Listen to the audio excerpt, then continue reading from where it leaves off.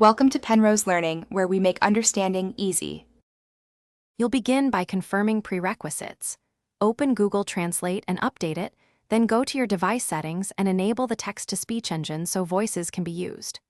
Once done, make sure you're connected to Wi-Fi to download additional voices.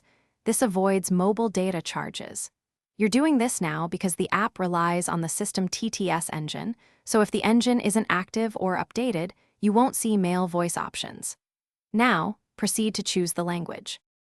Choose your target language in Google Translate, then pause. Instead of searching the app's UI, go to your device's text-to-speech settings.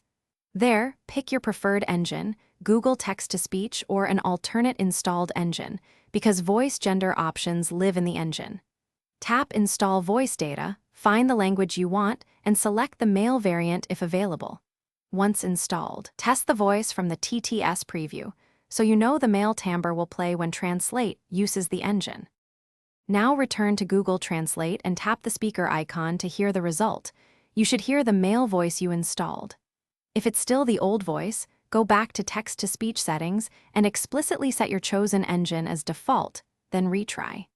Make sure language voice data is fully downloaded. If problems persist, clear Google Translate cache or reinstall the TTS voice pack. One key troubleshooting tip: reboot the device after changing the TTS engine.